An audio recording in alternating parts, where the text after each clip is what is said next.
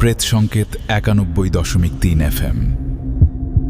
এখানে গল্প নয়, সত্য ঘটনা বলা হয়।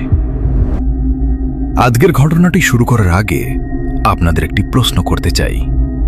ধরুন গভীর রাত, চারপাশে কেউ নেই, নির্জন রাস্তা ধরে আপনি একা বাড়ি ফিরছেন। হঠাৎ মনে হলো আপনার বাইকের পেছনের সিটে কেউ একজন বসে আছে। আপনি বারবার আয়নায় তাকাচ্ছেন, কিন্তু কাউকে দেখতে পাচ্ছেন না। তারপর রাস্তার মাঝে দাঁড়িয়ে থাকা এক অদ্ভুত অবয়ব আপনার পথ আটকে দিল। আর কিছুক্ষণ পর আপনি এমন একজন মানুষের মুখোমুখি হলেন, যার চেহারা, পোশাক, এমনকি চোখ ছাড়া সবকিছুই আপনার মতো। কিন্তু সে আপনাকে দেখে শুধু একটি কথাই বলল, তুই তো অনেক আগেই মারা গেছিস, এখন বাড়ি ফিরবি কোথায়? সেই রাতের পর আর কখনো স্বাভাবিক জীবনে ফিরতে পারেনি ছেলেটি। কি ঘটেছিল সেই অন্ধকার রাস্তায়? সত্যিই কি সে নিজের আরেকটি অস্তিত্বের মুখোমুখি হয়েছিল, নাকি এর পেছনে লুকিয়ে আছে আরও ভয়ঙ্কর কোন রহস্য? চলুন শুনি আজকের ঘটনাটি। আমার নাম স্বাধীন। আমি ধামরাই কালামপুরের মাঝখানে কোন একটা এলাকায় থাকি, এবং বছরখানেক আগে আমি কোনাবাড়িতে একটা টেক্সটাইল ফ্যাক্টরিতে কোয়ালিটি বিভাগে কর্মরত ছিলাম। আজ ১ বছর হলো চাকরি ছেড়ে দিয়েছি। তখন আমার সাথে যা ঘটেছে তা এখন তুলে ধরব। ফ্যাক্টরির কাজ শেষ করে ফিরতে ফিরতে আমার গভীর রাত হয়, কিন্তু গত বছর জুলাই মাসে আমার সাথে যা ঘটেছিল সেটা কোনো মানুষের পক্ষে কল্পনা করাও সম্ভব না। আজ আপনাদের সেই কালো রাতের কথা বলছি। সেদিন ফ্যাক্টরির একটা বড় শিপমেন্ট ছিল, যার কারণে কাজ শেষ করে যখন বাইক নিয়ে বের হলাম, তখন ঘড়িতে রাত ২:১০। আকাশটা ছিল মেঘলা, হালকা বাতাস বইছিল। আমি কোনাবাড়ি থেকে বাইক নিয়ে নবীনগরের দিকে এগোচ্ছিলাম। নবীনগর পার হয়ে যখন ধামরাইয়ের মেইন রোড ছেড়ে ভেতরের কালামপুর রোডটা ধরলাম, তখন চারপাশ একদম শুনশান। এই রাস্তাটা যারা চেনেন তারা জানেন, রাস্তার দুই পাশে ঘন জঙ্গল আর ধানি জমি ছাড়া আর কিছু নেই। বাইক নিয়ে আমি যখন কালামপুর ব্রিজের কাছাকাছি একটা ফাঁকা জায়গায় পৌঁছালাম, তখন হঠাৎ করেই চারপাশের বাতাসটা কেমন যেন বরফের মতো ঠান্ডা হয়ে গেল। আমার বাইকের ডিজিটাল মিটারটা তখন লাফালাফি শুরু করলো। হেডলাইটটা একবারে জ্বলছে, একবারে নিভছে। আমি ভাবলাম হয়তো বাইকের কোনো টেকনিক্যাল প্রবলেম হয়েছে। ঠিক তখনই আমি অনুভব করলাম আমার পেছনের সিটে কেউ একজন বসে আছে। বাইকটা হঠাৎ এতটাই ভারী হয়ে গেল যে আমি হ্যান্ডেল ধরে রাখতে পারছিলাম না। লুকিং গ্লাসে তাকিয়ে দেখি সিট খালি, কিন্তু স্পষ্ট বুঝতে পারছি সেখানে কেউ একজন আষ্টে পৃষ্ঠে বসে আছে।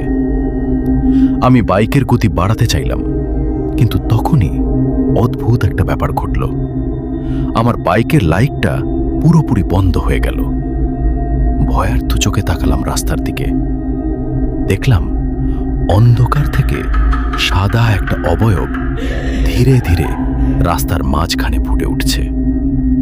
মনে হলো লম্বা একটা মানুষ, যার হাতগুলো মাটির নিচ পর্যন্ত ঝুলে আছে। লোকটা যখন তার মাথাটা তুলল, দেখলাম তার সারা মুখে কোনো চামড়া নেই, কাঁচা রক্ত আর মাংস চুইয়ে পড়ছে। সে কোন কথা বলছিল না, শুধু একটা ভাঙা রেকর্ড প্লেয়ারের মতো অদ্ভুত ঘরঘর শব্দ করছিল। আমি প্রাণ ভয়ে বাইক ফেলে উল্টো দিকে দৌড়াতে শুরু করলাম। দৌড়াতে দৌড়াতে আমি যখন রাস্তার পাশের সেই পুরনো জীর্ণ ফিটার কাছে আসলাম, তখন দেখলাম সামনে একটা পুরনো হ্যারিকেন নিয়ে একজন মানুষ দাঁড়িয়ে আছে। আমি হাঁপাতে হাঁপাতে তার কাছে গিয়ে সাহায্য চাইলাম। লোকটা মাথা নিচু করেছিল। যখন সে আমার দিকে মুখ তুলল, আমি পাথর হয়ে গেলাম। লোকটার চেহারা হুবহু আমার মতো, আমার পরনে যে শার্ট ছিল, লোকটার গায়েও সেই একই শার্ট। তফাৎ হলো, লোকটার চোখগুলো ছিল একদম কয়লার মতো। সে আমার দিকে তাকিয়ে পৈশাচিক একটা হাসি দিয়ে বলল, স্বাধীন, তুই তো কোনাবাড়িতেই মারা গেছিস, এখন বাড়িতে যাবি কি করতে? এই কথা শোনার পর আমার মাথা ঘুরতে শুরু করল। আমি জ্ঞান হারানোর আগ মুহূর্তে অনুভব করলাম অনেকগুলো ঠান্ডা হাত আমাকে মাটির দিকে টেনে নামাচ্ছে। আমার নিঃশ্বাসে তখন লাশের পচাচা গন্ধ। পরের দিন সকালে এলাকার লোক আমাকে রাস্তার ধারের ঝোপের ভেতর থেকে অচেতন অবস্থায় উদ্ধার করে। আমার সারা শরীরে অসংখ্য আঁচড়ের দাগ, যা কোন মানুষের নখের দাগের মতো নয়। ডাক্তার এটাকে মানসিক আতঙ্ক বললেও রহস্যটা থেকে গেছে অন্য জায়গায়। আমার বাইকটা যেখানে পড়েছিল তার পাশের জমিতে বিশাল একটা মানুষের পায়ের ছাপ পাওয়া গিয়েছিল। যেই পা দুটোর পাতা ছিল একদম উল্টো দিকে ঘোরানো, মানে স্বাভাবিকের চেয়ে একটু বড়। আর সবচেয়ে ভয়ঙ্কর ব্যাপার হলো, আমি যে শার্টটা সেদিন পরেছিলাম সেটার পেছনের দিকে পোড়া কয়লা দিয়ে মানুষের হাতের স্পষ্ট একটা ছাপ আঁকা ছিল। সেই ঘটনার পর আমি প্রায় 1 সপ্তাহ জ্বরে শয্যাশায়ী ছিলাম। বাড়ির লোক ভেবেছিল হয়তো রাস্তায় ভয় পেয়েছি বা কোনো অ্যাক্সিডেন্ট, কিন্তু আসল আতঙ্কটা শুরু হলো ঠিক 7 দিন পর। সেদিন রাত তখন বটা। আমি আমার ধামরায়ের বাড়ির দোতলার ঘরে ঘুমানোর চেষ্টা করছি। হঠাৎ করে আমার ঘরের জানালার কাছে টোকা দেওয়ার শব্দ পেলাম।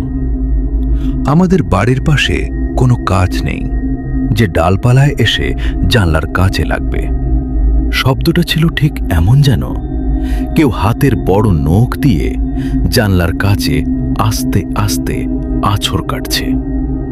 আমি যখন সাহস করে উঠে জানলার পর্দাটা সরালাম, দেখলাম বাইরে কেউ নেই, ঘুটঘুটে অন্ধকার।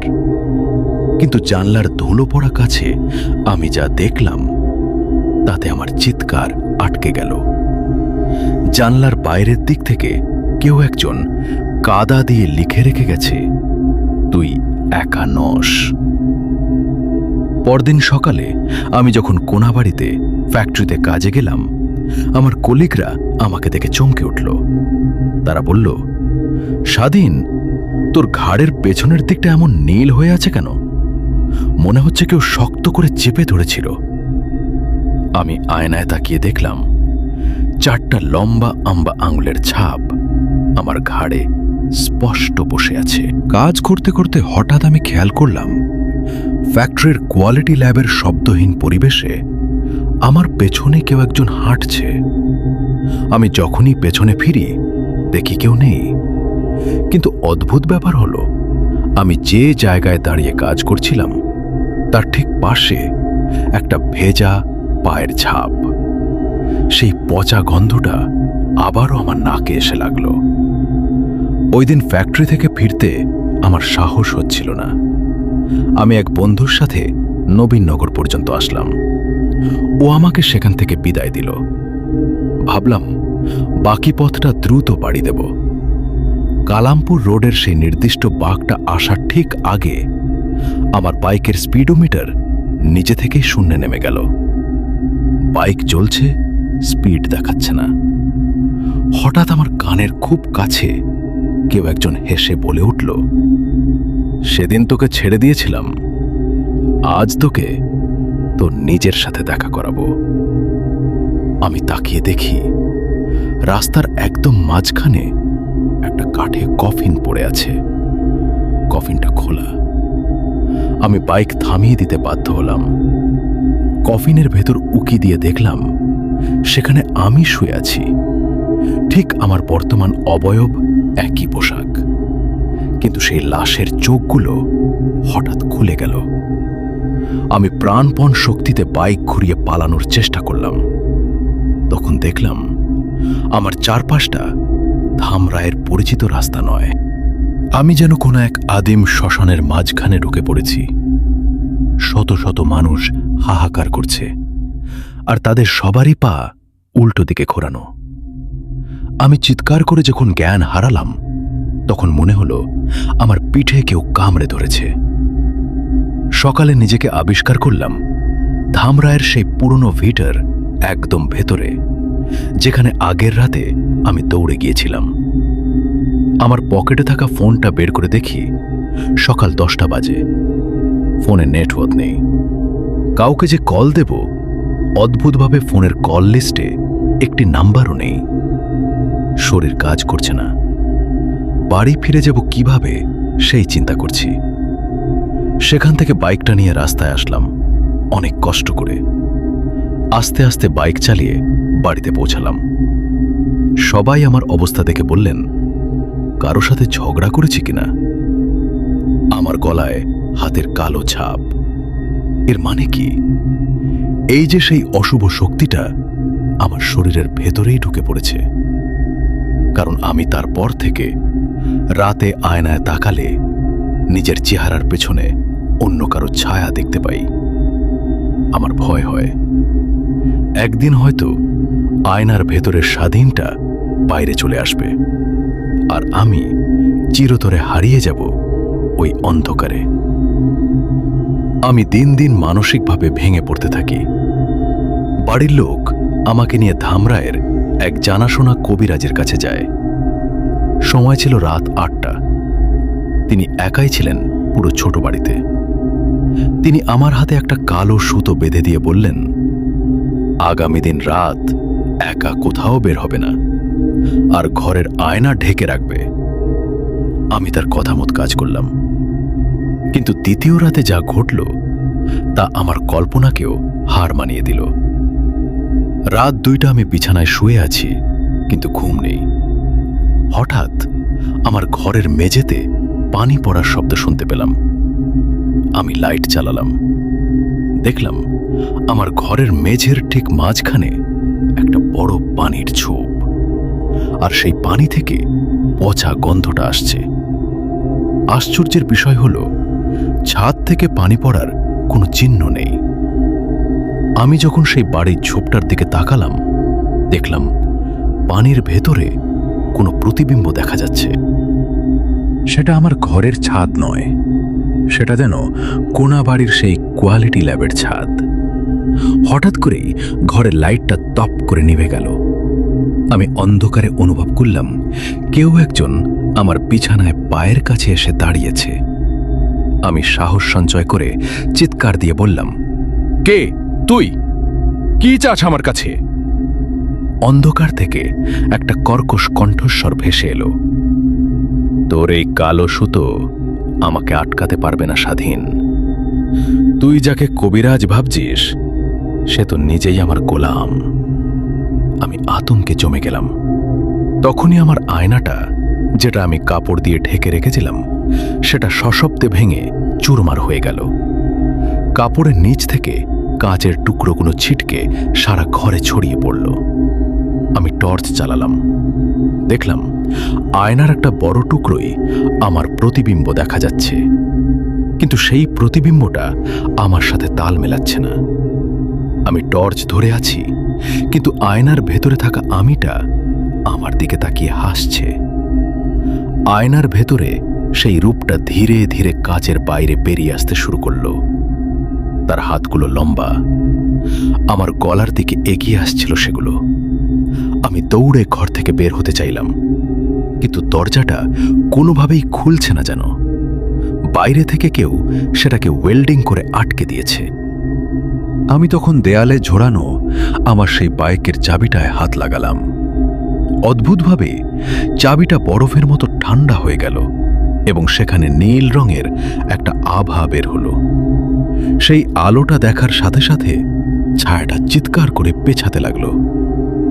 সেদিন ভোরে যখন দরজাটা নিজে থেকেই খুলে গেল, আমি সোজা সেই কবিরাজের কাছে গেলাম। গিয়ে দেখি কবিরাজের ঘরটা পুড়ে ছাই হয়ে আছে, আর গ্রামবাসীরা বলছে সেই কবিরাজ নাকি 3 দিন আগেই মারা গেছেন। তাহলে আমাকে সুতো বেঁধে দিয়েছিল কে?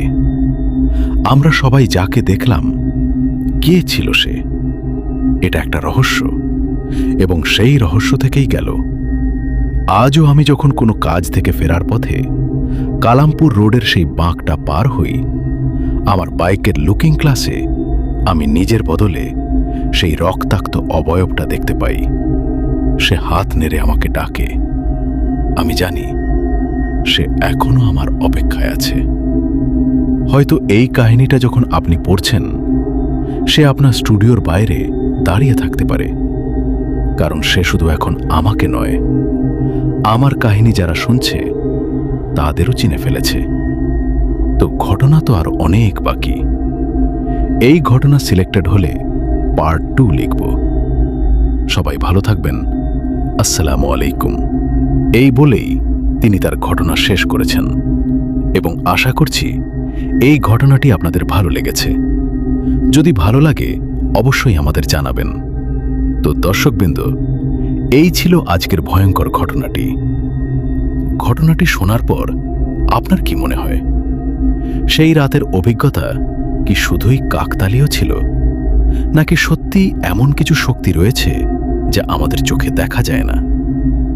আপনার মতামত অবশ্যই কমেন্টে জানাতে ভুলবেন না। আমি আপনাদের প্রতিটি মন্তব্য পড়ি এবং যতটা সম্ভব উত্তর দেওয়ার চেষ্টা করি। ভিডিওটি যদি ভালো লেগে থাকে তাহলে অবশ্যই একটি লাইক দিয়ে আমাদের পাশে থাকুন। আর আপনি যদি এখনো চ্যানেলটি সাবস্ক্রাইব না করে থাকেন তাহলে সাবস্ক্রাইব করে বেল আইকনটি অন করে রাখুন, যাতে আগামী দিনের রহস্যময় ও ভয়ঙ্কর ঘটনাগুলো সবার আগে আপনার কাছে পৌঁছে যায়। আজ তাহলে এখানেই বিদায় নিচ্ছি। সবাই ভালো থাকবেন, নিরাপদে থাকবেন, আর গভীর রাতে নির্জন কোনো রাস্তা দিয়ে একা ফেরার সময় মাঝে মাঝে একবার পেছনেও তাকিয়ে নেবেন। আল্লাহ হাফেজ।